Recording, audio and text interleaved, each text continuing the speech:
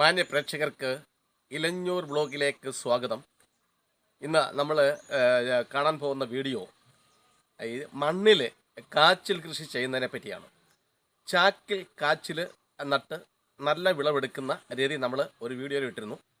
ചാക്കിൽ കാച്ചിൽ നട്ട് നല്ല രീതിയിൽ സംരക്ഷിക്കുകയാണെങ്കിൽ ഏതാണ്ട് 10 കിലോയ്ക്ക് അധികം തൂക്കം വരുന്ന കാച്ചിലുകൾ നമുക്ക് ലഭ്യമാകും.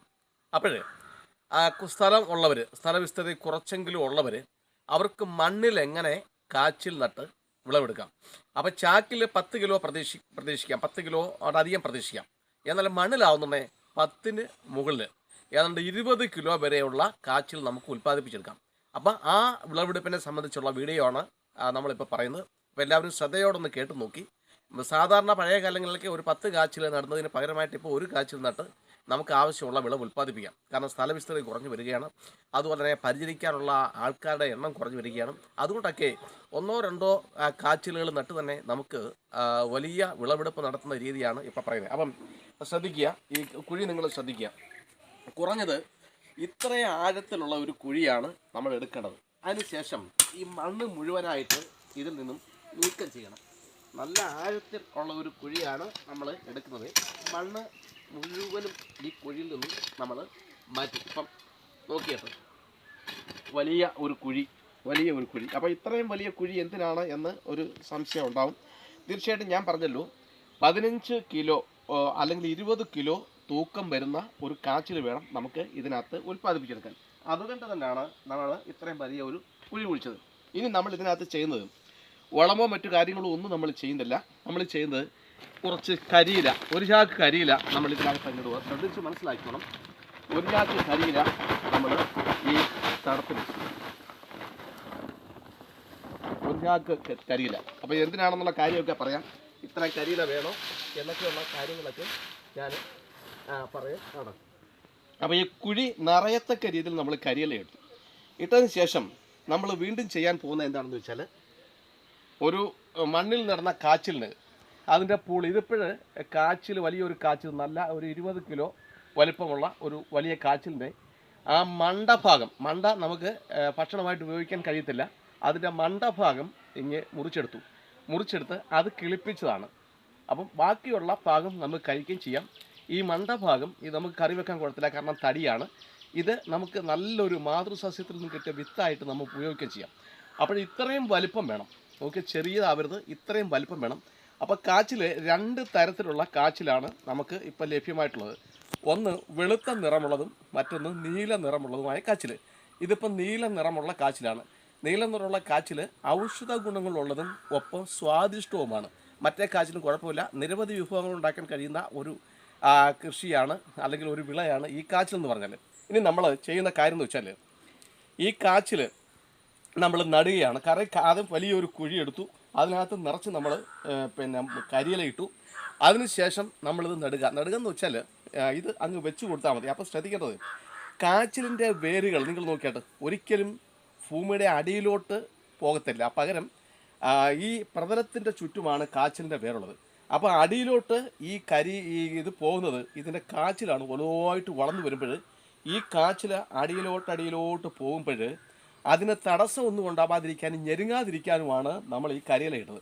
അപ്പം കാച്ചിൽ വളം തോറും കരിയില ലയിച്ച് വളമായിട്ട് മാറുകയും ആ കരിയിലയ്ക്കകത്ത് ഈ വലിയ കാച്ചിലിന് സുഖമായിട്ട് വളരാനുള്ള അവസരം ഒരുക്കുകയും ചെയ്യും. ഒപ്പം ശ്രദ്ധിക്കേണ്ട മറ്റൊരു കാര്യം, കാച്ചിൽ താപ്പോട്ട് വളരുന്നതോടൊപ്പം തന്നെ മുകൾ ഭാഗത്തോട്ടും കാച്ചിൽ വളരും. അത് നമ്മൾ ശ്രദ്ധിച്ച് മനസ്സിലാക്കേണ്ട ഒരു കാര്യമാണ്. അതുകൊണ്ട് തന്നെ നമ്മൾ ചെയ്യേണ്ടത്, ഒരിക്കലും ഈ മണ്ണിനടിയിൽ വളമിടരുത്. വലിയ ഒരു കുഴി, അതുകൊണ്ട് 20 കിലോ കാച്ചിൽ ഇരിക്കത്തക്ക ഒരു വലിയ കുഴി കുഴിച്ച് അതിനകത്ത് നിറച്ച് കരിയില ഇട്ട്, ഏത് കരിയില വലുവാം, പ്ലാവും കരിയിലയോ മഹാഗണിയുടെയോ അത് ശിവപ്ലാവിൻ്റെയോ വാഴയുടെ കരിയില, വാഴയുടെ കച്ചി ഉണങ്ങിയത് മാത്രം വയ്ക്കരുത്. എന്താണെന്ന് വെച്ചാൽ അത് വിരശല്യം ഉള്ളതാണ്, ധാരാളം വിരകൾ അവിടെ ഉണ്ടാവും. അതുകൊണ്ട് ഈ കാച്ചിലിൻ്റെ വളർച്ചയെ അത് ബാധിക്കും. അതുകൊണ്ട് വാഴക്കരിയില ഒരു കാരണവശാലും കൃഷിക്ക് നമ്മൾ ഉപയോഗിക്കരുത്. ഇനി നമ്മൾ ചെയ്യാൻ പോകുന്നത്, നമുക്ക് മനസ്സിലായി കാച്ചിൽ വളരാൻ വേണ്ടി, താപ്പോട്ട് വളരാൻ വേണ്ടിയാണ് നമ്മൾ ഇത്രയും കരിയില വെച്ചത്. അപ്പം അതിനുശേഷം വളം ഇടത്തില്ല. വളം നമ്മൾ കാച്ചിലിൻ്റെ വേരുകൾ ഭൂമിയുടെ പ്രതലത്തിൽ നിന്ന്, അതായത് ഭൂമിയുടെ ഉപരിതലത്തിൽ നിന്നാണ് വളം വലിച്ചെടുക്കുന്നത്. അതുകൊണ്ട് തന്നെ നമ്മൾ വളം ഇപ്പോഴേ ഇടുന്നില്ല. പിന്നെ മറ്റൊരു സംഗതി ഉള്ളത്, വാഴയ്ക്ക് ഇടവിളയായിട്ട് നമുക്ക് കാച്ചിൽ നടാം. വാഴയ്ക്ക് ഇടവിളയായിട്ട് നമുക്ക് കാച്ചിൽ നടുന്നതിൻ്റെ ഗുണമെന്ന് വെച്ചാൽ ഈ കാച്ചിലിൻ്റെ വള്ളി വാഴയിൽ പടർത്തുകയും ചെയ്യാം. കാച്ചിൽ ഉണ്ടാവുന്നതോടൊപ്പം തന്നെ ഏതാണ്ട് ഈ വള്ളിയിലും കാച്ചിലിൻ്റെ കാൽഭാഗം ഇത്രയൊക്കെ ഉള്ള ചെറിയ കാച്ചിലുകൾ വള്ളിയിലുണ്ടാകും. അത് നടുന്നതിനും ഒപ്പം കറികൾ വയ്ക്കുന്നതിനും വളരെ നല്ലതാണ്.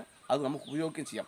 അതുകൊണ്ടാണ് വള്ളി നമ്മൾ പടർത്തി വിടുന്നത്. അപ്പം തന്നെയല്ല, ഇത് പടർത്തി വിടുന്ന എത്രമാത്രം ഉയരങ്ങളിലേക്ക് ഇത് കയറുന്നു അതനുസരിച്ചാണ് ഇതിൻ്റെ കാച്ചിലുകൾ നമുക്ക് കിട്ടുന്നത്. അതുകൊണ്ട് ഇനി നമ്മൾ ചെയ്യുന്നത് നോക്കിയാൽ ഇതേപോലെ ഇതിൻ്റെ സെൻട്രൽ ഭാഗത്ത് മധ്യഭാഗത്തായിട്ട് നമ്മളിത് എടുത്ത് വെച്ചു. നമ്മൾ വളമിട്ടില്ല, മധ്യഭാഗത്തായിട്ട് നമ്മളിത് എടുത്ത് വെച്ചു. ഇനി നമ്മൾ ചെയ്യേണ്ടത് വീണ്ടും ഒരു ചാക്ക് കരിയില നമ്മൾ കൊണ്ടുവന്നിട്ടുണ്ട്. ഇതുകൂടി നമ്മൾ ഇതിൻ്റെ ഇത് വിടാൻ കുറഞ്ഞു പോവാണ്. ശ്രദ്ധിക്കുക, 25 കിലോ 30 കിലോ തൂക്കമൊക്കെ നമുക്ക് ലഭ്യമാകുന്ന ഒരു കാച്ചിൽ എങ്ങനെ ഉൽപ്പാദിപ്പിച്ചെടുക്കാം എന്നുള്ളതാണ് നമ്മളിവിടെ ചർച്ച ചെയ്യുന്നത്.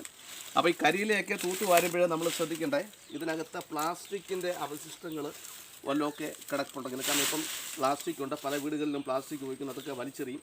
ഇതൊക്കെ നമ്മുടെ കൃഷിയിടങ്ങളിലൊക്കെ വരാനുള്ള സാധ്യതയുണ്ട്. അപ്പം പ്ലാസ്റ്റിക്കിൻ്റെ അവശിഷ്ടങ്ങൾ ഉണ്ടെങ്കിൽ കറക്റ്റായിട്ട് അത് മാറ്റണം.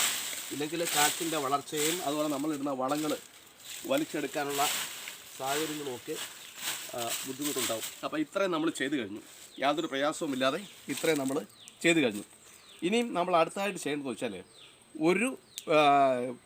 ഈ മണ്ണിൻ്റെ ഉപരിതലത്തിൽ നിന്നുള്ള കുറേ മണ്ണ് നമ്മളിങ്ങനെ ഇത് വെട്ടി ഇട്ട് മൂടുക എന്നുള്ളതാണ്. അതിന് ശേഷം മാത്രമാണ് നമ്മൾ വളം ചെയ്യുന്നത്. നോക്കിയിട്ട് അടുത്ത നമ്മൾ ചെയ്യാൻ പോകുന്ന സംഗതി മണ്ണ് നീക്കിയിടുക എന്നുള്ളതാണ്.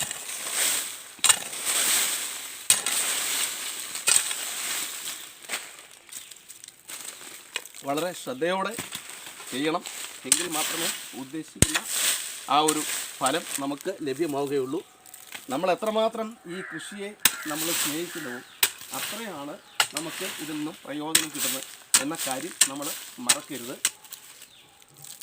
കൃഷി നന്നായി പഠിച്ച് ചെയ്തെങ്കിൽ മാത്രമേ കൃഷിയിൽ നിന്നും ഒരു സന്തോഷം ഉണ്ടാക്കൂ. കൃഷി മാത്രമല്ല, ഏതൊരു സംഗതിയും അത് നന്നായി മനസ്സിലാക്കിയിട്ട് ചെയ്യുമ്പോൾ കിട്ടുന്ന ഒരു പ്രത്യേകത മറ്റ് ഒരു തരത്തിൽ നമുക്ക് കിട്ടത്തില്ല. നമുക്ക് നഷ്ടങ്ങളായിരിക്കും ഉണ്ടാവുക. അപ്പോൾ ഇത് നമ്മൾ ശ്രദ്ധിച്ച് മനസ്സിലാക്കണം. 4 വശത്തു നിന്നുമുള്ള മണ്ണ് വേണം നമ്മൾ നീക്കിയിടാൻ.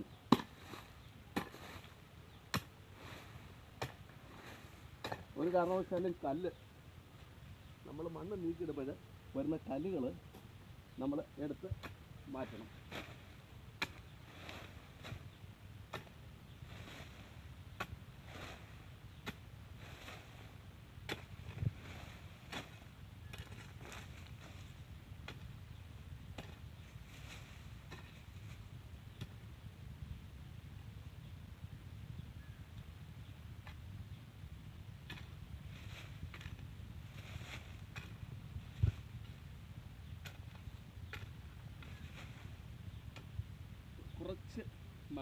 കുറച്ച് മണ്ണ് നമ്മളിട്ട് കരിയിലൊന്ന് ഒതുക്കി ഇനിയാണ് നമ്മൾ വളം ചെയ്യേണ്ടത്. നല്ല ഒരു കാച്ചിൽ ലഭിക്കാൻ ആദ്യം നടുമ്പോൾ തന്നെ നമുക്ക് 100 ഗ്രാം എല്ലുപൊടിയാണ് നമുക്ക് ഇട്ട് കൊടുക്കേണ്ടത്. എല്ലുപൊടിയുടെ ഗുണങ്ങൾ നമുക്കറിയാം. ഏതൊരു വിളകളുടെയും അത് കിളിച്ച് വരുമ്പോൾ ശക്തമായ ഒരു വേരുപടലം ഉണ്ടാകാൻ എല്ലുപൊടി വളരെയധികം അത്യാവശ്യമാണ്. ഇങ്ങനെ ദൂരെ കൂട്ടി എല്ലുപൊടി ഇങ്ങനെ ചേറി കൊടുക്കുക. ദൂരെ കൂട്ടി എല്ലുപൊടി ഇങ്ങനെ ചേറി കൊടുക്കുക.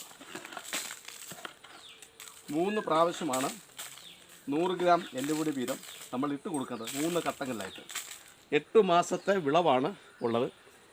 പിന്നീട് ഇത് കമ്പോസ്റ്റ് വളമാണ്. കമ്പോസ്റ്റ് വളം നോക്കുമ്പോൾ ഇത് ഉപയോഗിക്കുന്ന ചാരം, വെണ്ണീർ, മുട്ടത്തോട്, അടുക്കള മാലിന്യങ്ങൾ, അതുപോലെ തോല്, മത്സ്യം, മാംസമൊക്കെ കഴിയുമ്പോഴത്തെ വെള്ളം, ഇതെല്ലാം കൂടെ ഒഴിച്ച് തയ്യാറാക്കിയ സാധനമാണ്.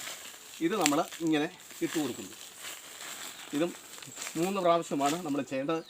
നമ്മളിപ്പോൾ തയ്യാറാക്കിക്കൊണ്ടിരിക്കുന്നത് ഏതാണ്ട് 20 കിലോയിലധികം തൂക്കം ലഭിക്കാൻ വേണ്ടിയുള്ള ഒരു കാച്ചിലാണ്. ഇതിൻ്റെ 3 ഘട്ട വളപ്രയോഗവും ഒപ്പം വിളവെടുപ്പും നമ്മുടെ പ്രേക്ഷകരുമായിട്ട് പങ്കുവയ്ക്കുന്നതാണ്. അപ്പോൾ ചാക്കിലെ വിളവെടുപ്പും നമ്മൾ പങ്കുവയ്ക്കുന്നതാണ്. ഇനി നമ്മൾ ഇതിൻ്റെ മുകളിൽ വീണ്ടും നമ്മൾ മണ്ണിടണം. അല്പം കനത്ത് 1 ഇഞ്ച് കനത്തെങ്കിലും നമ്മൾ മണ്ണിട്ട് കൊടുക്കണം. പിന്നീട് നമ്മൾ ചെറിയ രീതി എപ്പോൾ വളമിട്ടാലും ഇതിൻ്റെ വളമിടുന്ന രീതികളൊക്കെ നമ്മൾ കാണിച്ചു തരാം. പ്രേക്ഷകർ നല്ല രീതിയിൽ കണ്ട് മനസ്സിലാക്കുക.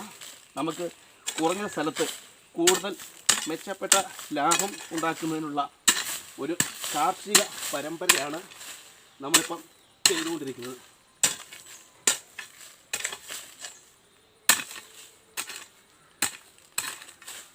ആർക്കും ചെയ്യാൻ പറ്റുന്നതാണ്. 10 മൂട് കാച്ചിൽ വിളവെടുക്കുന്ന സമയത്ത് അല്ലെങ്കിൽ സ്ഥലത്ത് നമുക്ക് 1 മൂട് കാച്ചിൽ കൊണ്ട് ലാഭം ഉണ്ടാക്കാം എന്ന് മാത്രമല്ല, വളരെ അധ്വാനം ഒന്നും നമുക്ക് ഇതിന് ആവശ്യവുമില്ല എന്നുകൂടി നമ്മൾ ശ്രദ്ധിക്കണം.